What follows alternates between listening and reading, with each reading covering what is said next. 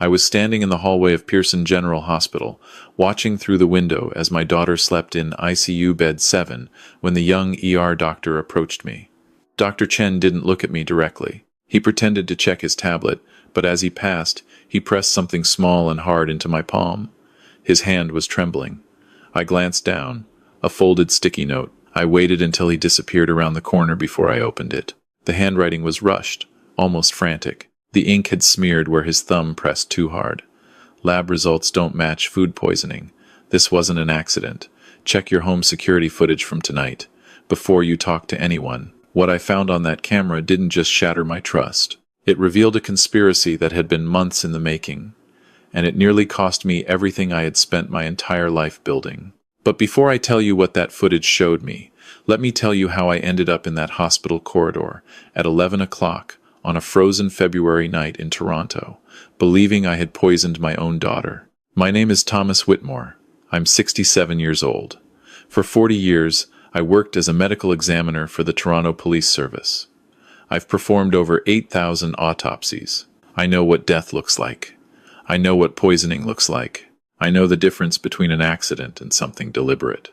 But when it's your own child lying in that hospital bed, logic abandons you. Fear takes over. And guilt, well, guilt is the sharpest scalpel of all. The night started normally enough. It was Rebecca's idea to have Sunday dinner at my house. My daughter is 38 years old. She's married to Derek Lang, a commercial real estate broker who drives a BMW he can't quite afford and wears suits that cost more than my monthly grocery bill. They live in a condo in the Liberty Village area that I helped them buy 3 years ago. I put down $200,000 as a gift. I didn't ask for it back. Rebecca is my only child. Her mother, Margaret, passed away from breast cancer 4 years ago. Since then, it's just been the two of us navigating the holidays, the birthdays, the Sunday dinners. That particular Sunday, Rebecca called me at 2 in the afternoon.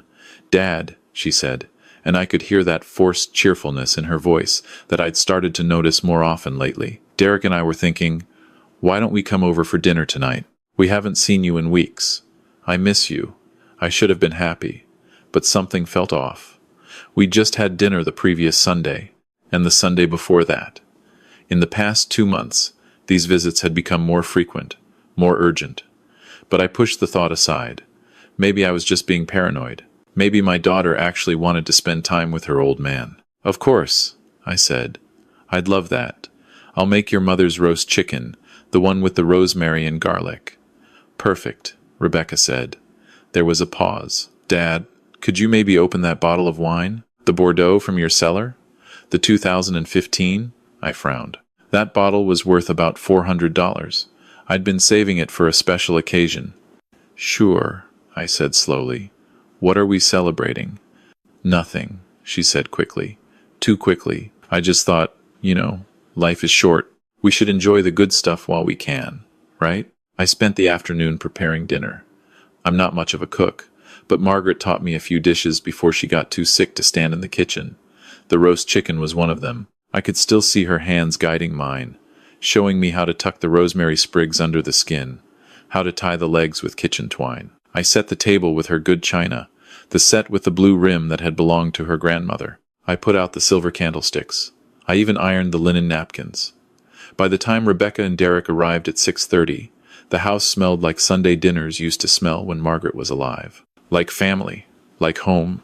But the moment they walked through the door, I knew something was wrong. Rebecca hugged me, but it felt performative. Staged. Derek shook my hand with that aggressive grip he always uses, like he's trying to prove something. "Tom," he said. He's never called me Thomas. Always Tom, like we're buddies. Like he didn't marry into this family. He conquered it. "Great to see you. Man, something smells incredible." Rebecca was already walking through the house, her heels clicking on the hardwood floors. "The place looks good, Dad. You've been keeping it clean." "I try," I said, following them into the dining room. "I know it's big for just one person, but I can't imagine leaving. Your mother loved this house." "About that," Derek said, and Rebecca shot him a look, a warning look. "We'll talk later," she said. "Let's eat first." We sat down. I carved the chicken. I poured the wine. We made small talk about Derek's work, about Rebecca's yoga classes, about the snowstorm that was supposed to hit Toronto overnight. But underneath the pleasantries, I could feel the tension, the waiting. They wanted something. I just didn't know what yet. We were halfway through the main course when Rebecca's phone buzzed. She glanced at it, and her face went pale. "Everything okay?" I asked. "Fine," she said, but her hand was shaking as she put the phone face down on the table. "Just work stuff." Derek reached over and squeezed her knee under the table. I saw it. The gesture was supposed to be comforting, but it looked more like a warning. "Don't. Not yet." I was about to ask what was going on when Rebecca suddenly pushed her chair back. "Dad," she said. Her voice had changed. It was weak, thready. "I don't feel well. What's wrong?" I stood up. Derek stood up too, but he didn't move toward her. He just watched. "I think I'm going to be sick," Rebecca said. And then she was. Right there at the table. Violent, wrenching heaves that brought up everything she'd eaten. The chicken, the wine, everything. She collapsed forward, and I caught her before she hit the floor. "Call 911, I shouted at Derek, but he was already on his phone. "Yes, we need an ambulance," he was saying. "My wife is vomiting uncontrollably. We're at her father's house. He cooked dinner. I think she's been poisoned." Poisoned. The word hit me like a fist. "What are you talking about?" I said. "Derek, I used fresh ingredients. I cooked everything properly." "I don't know, man," Derek said, but he was looking at Rebecca, not at me. Maybe something was bad. Maybe the chicken wasn't cooked all the way. "Jesus, Rebecca, stay with me." The ambulance arrived in 7 minutes. The paramedics loaded Rebecca onto a stretcher. She was barely conscious, mumbling incoherently. One of the paramedics, a woman with kind eyes, looked at me. "Sir, did everyone eat the same food?" "Yes," I said. "I had the chicken too." Derek had the chicken. "Are you feeling sick?" "No," I said. "I feel fine." She made a note on her tablet. "We're taking her to Pearson General. You should come with us." In the ambulance, I sat next to my daughter and held her hand. It was cold. Her skin was clammy.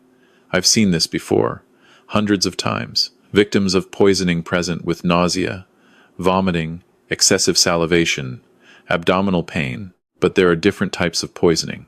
Food poisoning from bacteria like Salmonella or E. coli takes hours, sometimes days to manifest. Rebecca got sick within 90 minutes of eating. That timing didn't make sense. Unless it was something else. A chemical toxin, something fast-acting. But I had eaten the same food. I had drunk the same wine. Why wasn't I sick? The thought crept in, cold and unwelcome. What if this wasn't about the food at all? At the hospital, they rushed Rebecca into the ER. Derek and I sat in the waiting room. He was on his phone, texting someone. "Who are you texting?" I asked. "Rebecca's friends," he said without looking up. "They need to know. She's going to be fine," I said, but even as I said it, I wasn't sure. Derek finally looked at me. His eyes were hard, calculating. "I hope so, Tom, because if she's not, if something happens to her because of that dinner you made, I don't know what I'm going to do." It was a threat, barely veiled, and in that moment, I realized that whatever was happening, Derek was part of it. 2 hours later, Dr. Chen came out. He was young, maybe 35, with wire-rimmed glasses and the exhausted look of someone who'd been working a double shift. "Mr. Whitmore," he said, "your daughter is stable. We've pumped her stomach and given her activated charcoal. We're running a full toxicology panel. What do you think it was?" I asked. "Food poisoning?" Dr. Chen hesitated. "Her symptoms are consistent with poisoning, but the onset was very rapid. We'll know more when the labs come back." "How long?" "A few hours." Derek stood up. "Can I see her?" "She's sedated right now," Dr. Chen said. "You can see her in about 30 minutes. We've moved her to ICU as a precaution." That's when it happened. As Dr. Chen turned to leave, he walked past me, and that's when he pressed the note into my hand. I didn't read it right away. I waited until Derek went to the bathroom. Then I unfolded the sticky note and read it. "Lab results don't match food poisoning. This wasn't an accident. Check your home security footage from tonight, before you talk to anyone." My heart started pounding. I looked up, trying to find Dr. Chen, but he was gone. I stood there in the hallway, holding that note, trying to make sense of it. If this wasn't food poisoning, then what was it? And why would Dr. Chen, who didn't know me, take the risk of warning me? I thought about the dinner. I thought about Rebecca's phone call that afternoon, the request for the expensive wine, the timing of her visit, Derek's strange behavior, his immediate assumption that she'd been poisoned. And I thought about my house. 2 years ago, after a break-in in the neighborhood, I'd installed security cameras, one in the front entrance, one in the living room, and one in the kitchen, positioned above the stove. Margaret had insisted on that one. She wanted to be able to check on dinner from her phone when she was upstairs resting during her chemotherapy treatments. I hadn't looked at that footage in months, but it was all there, cloud-stored, time-stamped. I pulled out my phone and opened the security app. My hands were shaking so badly I almost dropped it. I found the kitchen camera. I scrolled back to 6:30 that evening when Rebecca and Derek had arrived. I watched us sit down to dinner. I watched myself carve the chicken, pour the wine, and then I watched Rebecca do something that made my blood run cold. It was subtle, so subtle that if you weren't looking for it, you'd miss it completely. While I was in the kitchen getting dessert, while Derek was deliberately keeping me talking about some fabricated issue with his car, Rebecca reached into her purse. She pulled out a small vial. She opened it, and she poured the contents into her own wine glass. Then she drank it, all of it, in 3 long swallows, and then she waited for it to take effect, waited for the right moment to start vomiting. She had poisoned herself. I watched the footage 3 times, 4 times, 5 times, each time hoping I was seeing it wrong. But I wasn't. My daughter had deliberately ingested something, knowing it would make her violently ill, knowing I would be blamed. I sat down on a bench in the hospital corridor. My legs wouldn't hold me anymore. Why would she do this? What could she possibly gain from framing me for poisoning her? And then I remembered. A conversation we'd had 3 weeks ago. Rebecca and Derek had come over, and they'd started talking about the house, about how big it was, how I didn't need all that space, how it would be easier if I moved into a condo, something smaller, more manageable. "Dad, you're 67, Rebecca had said. What if you fall? What if something happens and nobody's there to help?" "I'm fine," I'd said. "I'm not ready to downsize." Derek had jumped in then. "We're just worried about you, Tom. And you know, property values in this neighborhood have gone up significantly. If you sold, you'd make a fortune. You could live very comfortably somewhere smaller." I'd shut down the conversation, told them I wasn't interested. But now, watching that security footage, I understood. They didn't want me to sell the house for my benefit. They wanted me to sell it for theirs. And if I wouldn't do it willingly, they'd find another way. They'd make me look incompetent, dangerous. They'd make me look like a father who accidentally poisoned his own daughter because he was too old, too careless, too much of a liability to live alone. And once they established that narrative, what would come next? A lawsuit? A push to have me declared mentally incompetent?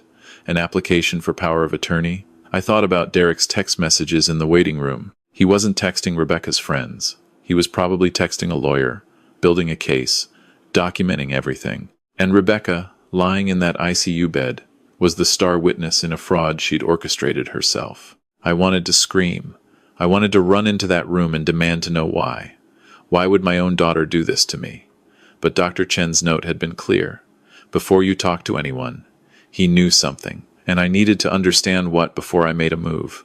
I found Dr. Chen in the staff break room, drinking what looked like his 5th coffee of the night.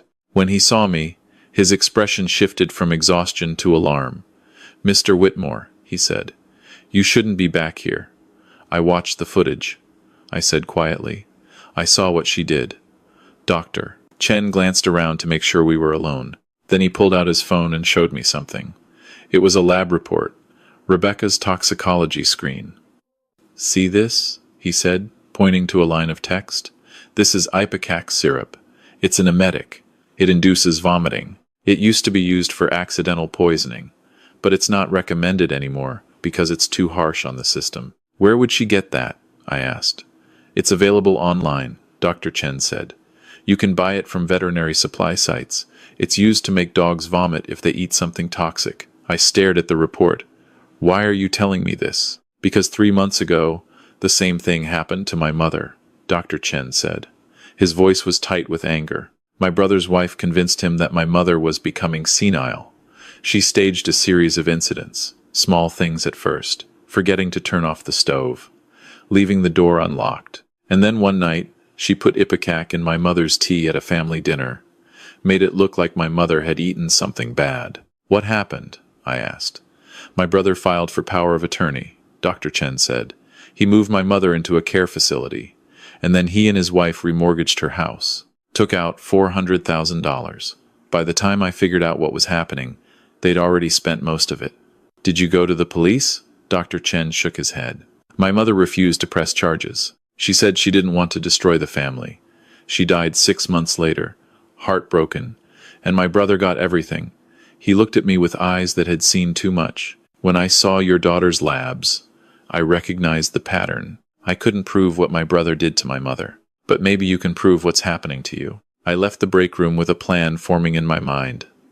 I wasn't going to confront Rebecca. Not yet. I was going to do what I'd done for 40 years as a medical examiner.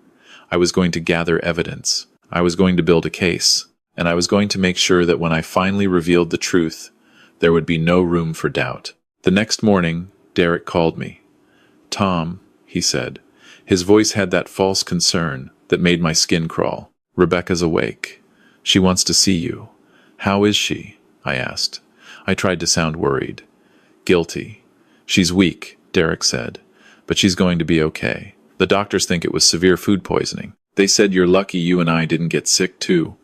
I feel terrible, I said, and I did, just not for the reasons Derek thought. Listen, Tom, Derek said, I know this was an accident, but Rebecca and I have been talking. We think maybe it's time to consider some changes. What kind of changes? Well, living alone in that big house, cooking for yourself, it's a lot of responsibility, and you're not getting any younger. What if next time something worse happens? What if you accidentally leave the gas on? What if you fall down the stairs? I gripped the phone so hard my knuckles turned white. I appreciate your concern, I said carefully, but I'm fine. Just think about it, Derek said. We love you. We want what's best for you. I hung up and immediately called my lawyer, Edward Morrison. Edward had handled Margaret's will. He'd known our family for 20 years. Edward, I said when he answered, I need your help. And I need you to trust me that what I'm about to tell you sounds insane, but it's true. I told him everything. The dinner, the security footage, Dr. Chen's warning, the ipecac. Edward listened without interrupting. When I finished, there was a long silence. Thomas, he finally said, this is elder abuse. This is fraud. We need to go to the police. Not yet, I said. I need more proof. I need to understand the full scope of what they're planning. What are you thinking? I told him. And for the first time since I'd watched that security footage, I felt something other than betrayal. I felt like myself again, like the medical examiner who'd spent 4 decades finding the truth in the evidence. Over the next 3 days, I played the role of the guilty, frightened father perfectly. I visited Rebecca in the hospital. I apologized profusely. I even cried, which wasn't entirely an act, because part of me was mourning the daughter I thought I had. Derek was always there, watching, guiding the conversation. On the 3rd day, Rebecca came home. They didn't go back to their condo. They came to my house. Just until I'm stronger, Rebecca said. I feel safer here with you, Dad. I set them up in the guest room. I cooked them meals, carefully documented and photographed every ingredient I used, and I listened. I listened to their late-night conversations through the baby monitor I'd hidden in their room. Technology Margaret and I had bought when Rebecca was an infant, now repurposed for surveillance. He's falling for it, I heard Derek say on the 4th night. I think we can move forward with the next phase. What if he fights us? Rebecca asked. He won't, Derek said. We have the hospital records. We have witnesses. We have him on tape, apologizing for poisoning you. If he fights us, we'll destroy him. I still feel bad, Rebecca said quietly. He's my father. Your father who's sitting on a $3 million house while we're drowning in debt, Derek snapped. Your father who could help us but won't. We tried asking nicely, Rebecca. This is survival. I know, she said. I just wish there was another way. There isn't, Derek said. Tomorrow, I'm calling my lawyer. We're filing for emergency power of attorney. Medical incompetence. We'll cite the poisoning incident. Once we have control of his finances, we sell the house. We clear our debts. And we set up your father in a nice retirement home somewhere. I listened to this with a recorder running, capturing every word. The next morning, Derek sat me down at the kitchen table. He had papers with him, legal documents. "Tom," he said, "Rebecca and I have been talking, and we think, given what happened, it might be a good idea for us to help you manage things, just temporarily, until you're feeling more confident." He slid the papers across to me. Power of attorney, durable and financial. Signing these would give Derek and Rebecca complete control over my assets, my property, my medical decisions, everything. "I don't understand," I said, playing confused. "You think I need help managing my finances?" "It's not about that," Rebecca said. She looked pale, guilty. "It's about making sure you're safe." "I don't know," I said slowly. "This feels like a big step." Derek's expression hardened. "Tom, let me be clear. What happened last week could have killed Rebecca. If we hadn't gotten her to the hospital when we did, she could have died. From food you prepared. Now, we're not blaming you. We know it was an accident. But legally speaking, you created a dangerous situation. And if you're not willing to take steps to prevent that from happening again, we might have to consider other options." "Are you threatening me?" I asked.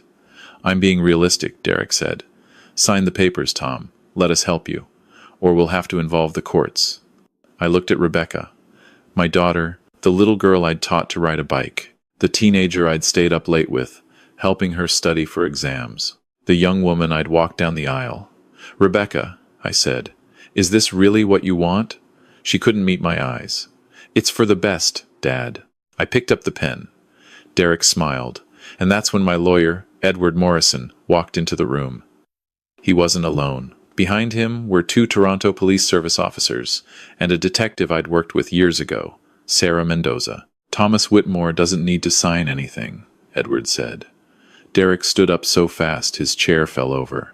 "Who the hell are you?" "Edward Morrison, Mr. Whitmore's attorney," Edward said calmly.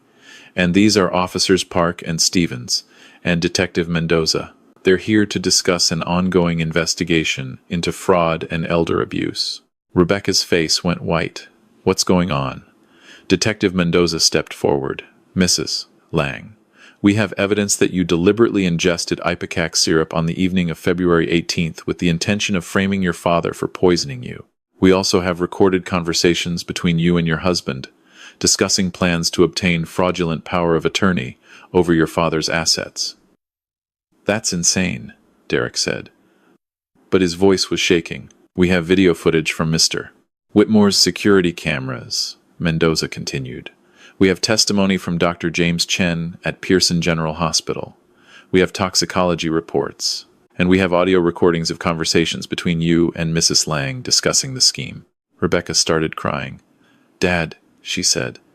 "Dad, please. I'm sorry. I didn't want to do it. We were desperate. Derek said it was the only way."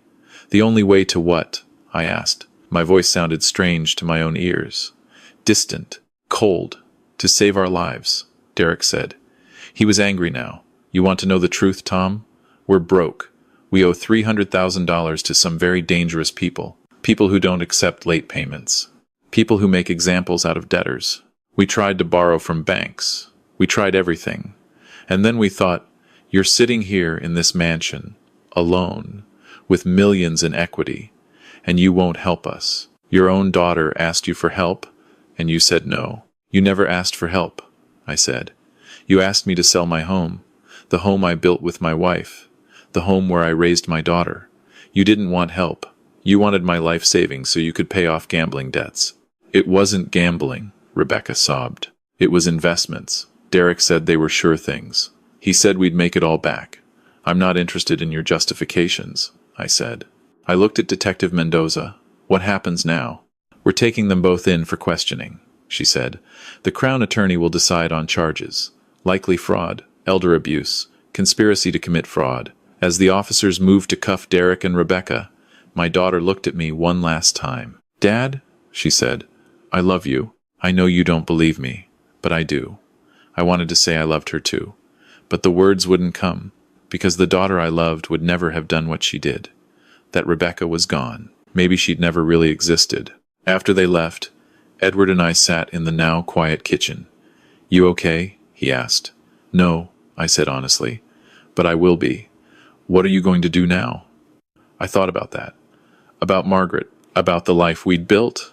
About the daughter we'd raised who turned into someone I didn't recognize. "I'm going to keep living," I said. "In my house. On my terms. And I'm going to make sure that what happened to Dr. Chen's mother, what almost happened to me, doesn't happen to other people." 6 months later, I testified at Rebecca and Derek's trial. The evidence was overwhelming. Security footage, audio recordings, bank records showing their debts, text messages between Derek and the people he owed money to. The jury deliberated for less than 3 hours. Derek got 4 years in federal prison for fraud and conspiracy. Rebecca got 18 months, reduced because she testified against Derek and showed genuine remorse. I sat in the courtroom and watched my daughter being led away in handcuffs. She didn't look at me, but that wasn't the end of the story. Because 3 months after the trial, I got a letter. It was from Rebecca, written from the Vanier Center for Women in Milton, Ontario. In it, she apologized. Really apologized, without excuses or justifications. She told me about the therapy she'd started, about the programs she was taking to understand how she'd lost herself in Derek's manipulation. She didn't ask for forgiveness. She didn't ask for money. She just said she wanted me to know that she was trying to become someone worthy of the father she'd betrayed. I wrote back. I didn't say I forgave her. I couldn't. Not yet. But I told her I would visit. And I did. Once a month, I drive out to Milton and sit across from my daughter in the visitor's room. We talk, carefully at first, then more honestly. It's not the relationship we had before. That relationship died in a hospital corridor when I read a note from a stranger. But it's something. Maybe, with time, it can become something real. I'm 68 now. I still live in the house Margaret and I bought 42 years ago. I still cook Sunday dinners, though now it's usually just for myself. But I've also started volunteering. I work with an organization that helps elderly people protect themselves from financial abuse. I give talks. I share my story. I tell people about the warning signs, the sudden pressure to sign legal documents, the isolation from friends and family, the guilt trips, the manipulation. Dr. James Chen and I have become friends. We meet once a month for coffee. Two men who understand what it's like to love someone who betrayed you. He tells me about his mother, about the regrets he carries. I tell him about Rebecca, about the hope I'm trying to hold on to. We remind each other that the hardest thing isn't surviving the betrayal. It's learning to trust again. The house still has security cameras. I still check the footage sometimes, a habit I can't seem to break. But mostly, I try to remember the good times. The Christmases when Rebecca was young and believed in magic. The summers we spent at the cottage on Lake Muskoka. The day I walked her down the aisle, so proud and so certain I was giving her to someone who would love her the way she deserved. I was wrong about Derek. But maybe I'm not wrong to hope that somewhere inside the woman in that prison visiting room, there's still some part of the daughter I raised. The one who used to tell me she loved me before bed every single night. The one who cried when we had to put our dog to sleep because she couldn't stand to see anything suffer. If there's a lesson in all of this, it's not about trust. It's not about family. It's about knowing your worth. I'm not just the man who built a life. I'm the man who refused to let that life be stolen from him. I'm the medical examiner who spent 40 years finding truth in evidence, and when I needed that skill most, I didn't forget how to use it. And if someone ever tries to make you doubt yourself, to make you believe you're too old, too incompetent, too much of a burden to deserve your own life, remember this: you know yourself better than anyone.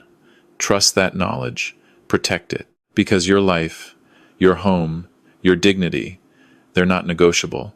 They're yours, and they're worth fighting for.